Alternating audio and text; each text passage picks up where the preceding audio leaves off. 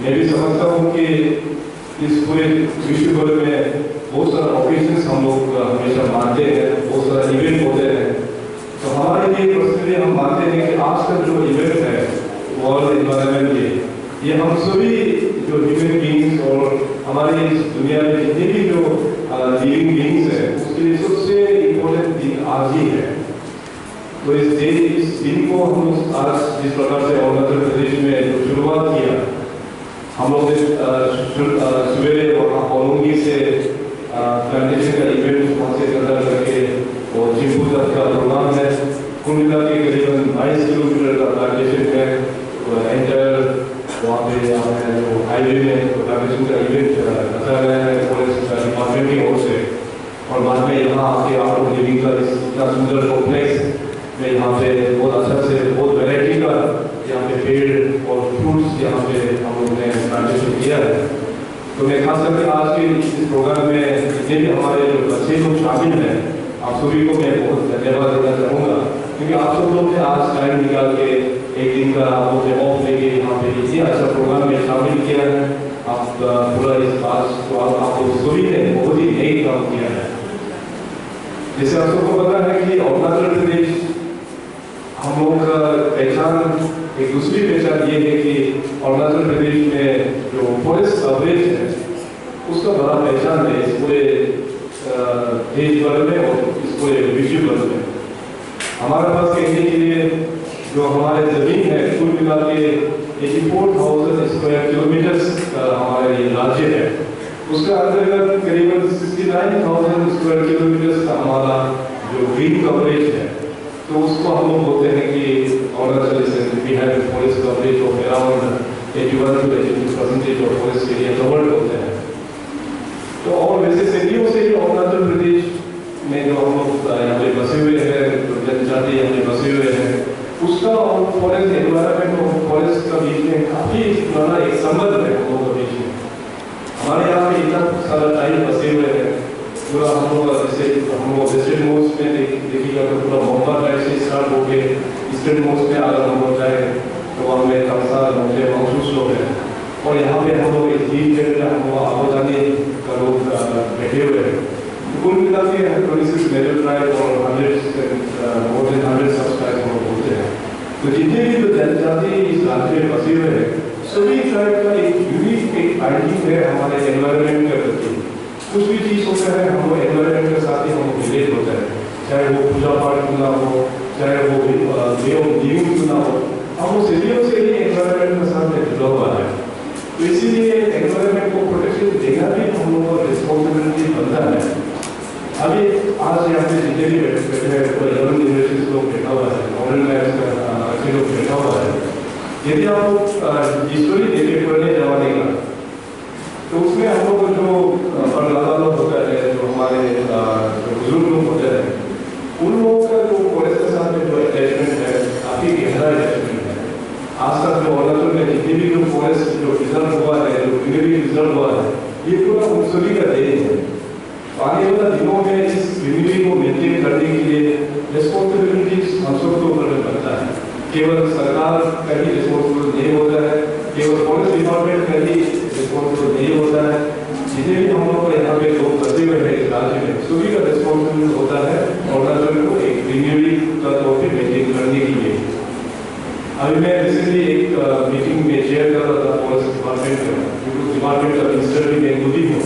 तो उसमें हमारा सीनियर कलीग सिटी साहब और हमारे तीनों PCCA प्रोग्राम में हम लोग डिस्कस कर रहा था regarding the CAMPA fund. Government of India हर एक साल वहाँ से गवर्नमेंट ऑफ अरुणाचल प्रदेश को कैम्पा फंड वहाँ से प्रोवाइड करते हैं।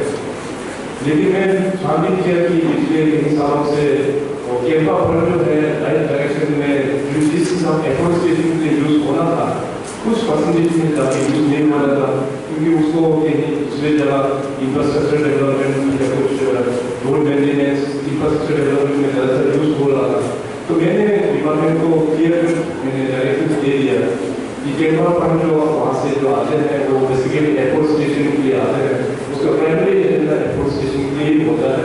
तो मैंने इस हिसाब से अपना डिपार्टमेंट को मैंने जितने ऑफिसर्स सीनियर ऑफिसर्स है सबको रिक्वेस्ट किया कि 2017-18 का जो प्लानिंग है वो हम लोगों का दिशा जो होता है कैमरा पर लोग पूरा नेगोशिएशन में ही जाना है, उनके लिए ये अपलोड किया।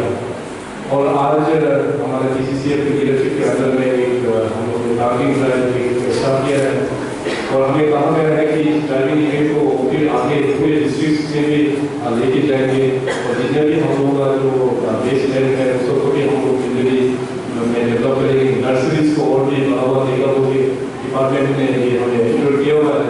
तो हम उम्मीद करते हैं कि डिपार्टमेंट प्रोग्राम्स को इम्प्लीमेंट करे। और ये आप सबको शायद पता होगा अरुणाचल प्रदेश में हमारे पास इतना नेचुरल यहाँ पे काफ़ी रिच है, हमारा फॉरेस्ट का डाइवर्सिटी काफ़ी ये ह्यूज है, हमारे यहाँ वाइल्ड लाइफ का तो कंपोजिशन काफ़ी मतलब एक्सटेंडेड है। हमारे इस राज्य में हमारे पास 2 नेशनल पार्क है, हमारे पास 13 वाइल्ड लाइफ सेंचुरीज है और हमारे पास 3 टाइगर रिजर्व सेंचुरीज भी है हमारे पास। तो इस तरह का कंपोजिशन बाकी स्टेट्स में हम लोग देखने के लिए नहीं मिलेगा। तो इसलिए हमारे पूरा हम लोग का रिस्पॉन्सिबिलिटी बनता है उस चीज़ को प्रोटेक्शन देने के लिए। और साथ ही साथ मैं डिपार्टमेंट को ये भी डायरेक्टिव देना चाहूँगा कि आने वाले दिनों में भी आप लोग कोई एक्सपर्ट्स वहाँ से कोई रिसोर्स पर्सन को लेकर आना है यूनिवर्सिटीज़ में, कॉलेजेस में, उसको लेकर इंटरेक्शन कराना है। और फॉरेस्ट का कुछ एक्टिविटीज़ भी जैसे हम लोगों का वाइल्ड लाइफ सेंचुरीज में हो या नेशनल पार्क में हो, कुछ इवेंट भी कराना चाहिए ताकि तो हमारे यंगर जनरेशन से स्कूल्स में जो बच्चे पढ़ते हैं, कॉलेजेस में पढ़ते हैं, यूनिवर्सिटीज़ में, उन लोगों को भी वाइल्ड लाइफ जो नेशनल पार्क उसको घुमा देगा। इस प्रकार से करके आपको इवेंट वगैरह थोड़ा सा ज़्यादा कुछ ऑर्गेनाइज करने से ठीक है ताकि अपना जो नॉलेज है वो बच्चे के ऊपर में प्रैक्टिकली ये उनके दिमाग में घुस जाएगा। ये बात इसलिए बोल रहा हूँ कि जो मेरी जब आप लोगों ने स्कूल में जब पढ़ा था तो हमारे एक्सकर्शन में हमें लेके आया था यहाँ पे ईटानगर का जो वाइल्ड लाइफ सेंचुरी एरिया है, पूरे वाइल्ड लाइफ सेंचुरी पूरा पैदल पूरे एक दिन पूरा वहाँ बहुत कुछ वहाँ प्रैक्टिकली देखने के लिए मिला। तो बहुत कुछ प्रैक्टिकली खुद चल के देख के नेचर के साथ मिल के और कोई टीचर आपको गाइड करने वाला होता है तो उससे काफ़ी बच्चों को इम्पैक्ट पड़ता है। तो मैं फॉरेस्ट डिपार्टमेंट से अनुरोध करना चाहूँगा कि हमारे जो यंगर जनरेशन के लिए है उसको एक प्रोग्राम आप लोग डिजाइन कीजिए ताकि इसका फायदा हम लोगों को होगा वीडियो। और इस बार देखिए आप लोगों को मैं ये एक चीज़ शेयर करना चाहूँगा जिससे सिर्फ हम लोग अभी डेवलपमेंट के नाम पे अभी काफ़ी सारा कुछ अनप्लान वे से डिस्कशन भी हो रहा है। तो ये आने वाला दिनों के लिए हम सब के लिए अच्छा बात नहीं है। आजकल दिन में ग्लोबल वार्मिंग के कारण से बहुत रेन फोर्स का ज़्यादा भी काफ़ी असर हो जाता है, क्लाउड बर्स्ट हो जाता है, अचानक बारिश होने के कारण से लैंडस्लाइड आ जाता है, फ्लड आ जाता है, काफ़ी जान का भी नुकसान हो जाता है उसमें। तो बेसिकली हम लोग जो प्लानिंग जो प्रोसेस है हर एक डिपार्टमेंट का वो थोड़ा सा हम लोग स्ट्रीमलाइन करना जरूरी है। वो जो प्लान करते हैं तो उसको देखना चाहिए कि नेचर किस प्रकार से डिस्ट्रॉय हो रहा है। हम लोग जो प्लानिंग प्रोसेस होता है तो हम लोग को देखना है कि कम से कम नेचर को हम लोग डिस्ट्रॉय करें। अगर कुछ नेचर का डिस्ट्रॉय होने से भी उसको मैनिपुलेट होना है कि आप मान लीजिए कि यहाँ पे अगर एक पेड़ गिरता है उसके जगह पे कहीं दूसरी जगह हम लोग को ये ऐसे प्रोग्राम करना है कि 2 पेड़ उसका जगह कंपनसेशन में हम लोग को लगाना है। क्योंकि जब तक नेचर है तो हम लोग नेचर नहीं है तो हम लोग भी नहीं है। तो हम लोग प्राइमरी एजेंडा होना है कि नेचर को किस प्रकार से हम लोग को पूरा करना चाहिए।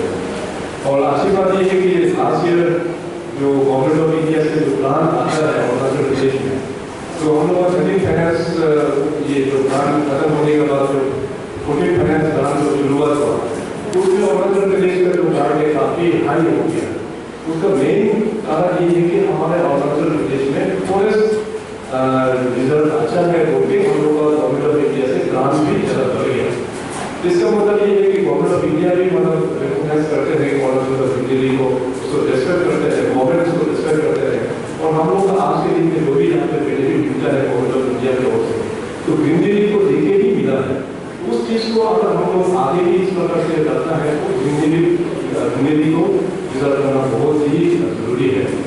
और साथ ही साथ मैं आज क्योंकि हमारे यहाँ पे मौजूद जितने भी हमारे बच्चे लोग हैं आप लोग फ्यूचर जनरेशन अरुणाचल है तो आज के इस मौका को फायदा उठाते हुए मैं एक चीज़ और भी शेयर करना चाहूँगा जिससे मैं थोड़ी देर पहले मैं आप सबको कह रहा था कि अरुणाचल प्रदेश और एनवायरमेंट सिटियों से ही हिस्सा है।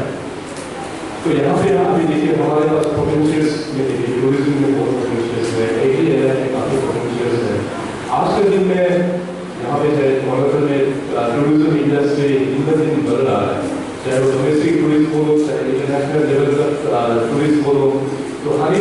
उसका परसेंटेज जो बढ़ते जा रहा है। तो आप लोगों से मैं सिर्फ ये शेयर करना चाहूँगा, जो बाहर से जो टूरिस्ट यहाँ पे ऑर्गेनाइजेशन में आते हैं, तो यहाँ आने के बाद वो डेवलपमेंट देखने के लिए नहीं आते हैं। यहाँ पे देखने के लिए आते हैं, नेचर को देखने के लिए आते हैं। यहाँ पे देखने के लिए आते हैं हम लोगों का जो पहचान है, शायद से जो हम लोगों का यूनिक एक पहचान है, कल्चर को देखने के लिए आते हैं, हम हमारे सांस्कृतिक परंपरा को देखने के लिए आते हैं। तो जैसे हम लोग नेचर को जैसे हम लोग प्रिजर्व करते हैं, उसी प्रकार से आपका जो कल्चर और ट्रेडिशंस को भी हम लोग प्रिजर्व करना जरूरी है। क्योंकि नेचर के बिना हम आदमी नहीं होता है, कल्चर के बिना हम लोग अपना आइडेंटिटी नहीं होता है। तो साथ ही साथ नेचर के साथ साथ हम लोग का कल्चर भी हम लोगों को प्रिजर्व करना जरूरी है, क्योंकि हमारे यहाँ का कल्चर और यहाँ का अरुणाचल प्रदेश का नेचर सदियों से ही मिला हुआ है, ये दोनों को भी बिछड़ नहीं सकता। तो नेचर के साथ साथ आप लोगों का एक रिस्पॉन्सिबल ये भी होता है, आप चाहे किसी तरह से हो, चाहे आप आदि से हो, नीची या आलो या आवाकानी किसी भी तरह से हो, चाहे पंपा से हो, चाहे कंघी का हो, लेकिन अपना जो पहचान जो है उसको आप लोग जरूर मेंटेन करना है, उस चीज़ को आगे आप लोग लेके जाना है।